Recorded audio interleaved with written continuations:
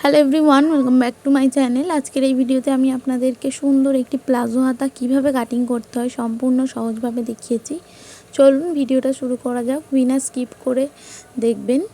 তো এখানে আমি 4 ফোল্ডে একটা কাপড় নিয়ে নিয়েছি হাতা কাটিংয়ের জন্য। কাপড় নিয়ে নিয়েছি। তো আমার হাতার লম্বা হচ্ছে 18.5 ইঞ্চি।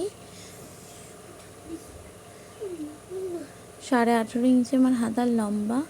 তার সাথে আমি প্লাস করব 1.5 ইঞ্চি, তাহলে হবে আমার মোট 20 ইঞ্চি। তো আমি 20 ইঞ্চি হাতা নিয়ে নেব। দেখুন 20 ইঞ্চি নিয়ে নিয়েছি। উপরে 1/2 ইঞ্চি সেলাইয়ের জন্য এবং নিচের দিকে 1 ইঞ্চি ফোল্ডের জন্য আমি নিয়েছি। দেখুন এরপরে যে কামিজটা আমি কেটে রেখেছি সেইটার আরমহলের মাপটা নিয়ে নেব। পুরো পুঁটের কাঁধ থেকে ধরে যেটুকু ফিটিংস আছে সেইটুকু মেপে নেব। আমার হয়েছে 6.5 ইঞ্চি। প্রথমে নিচে থেকে ডাউন করব 3 ইঞ্চি, এটা কম্পালসারি।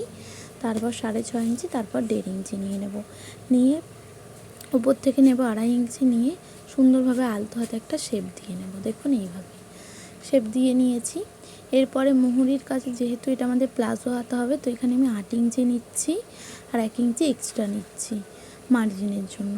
তো এরপর এইরকম কার্ভ স্কেল দিয়ে এটা শেপ দিয়ে নেবেন। খুব ভালো শেপ আসে, দেখবেন, আপনারাও ট্রাই করে দেখবেন। না হলে হাত দিয়ে এইভাবে আলতো হাতে শেপ দিয়ে নেবেন। তো এই হাতাটা এবার আমি কাটিং করে নেব, যেভাবে করেছি হুবহু কাটিং করে নেব।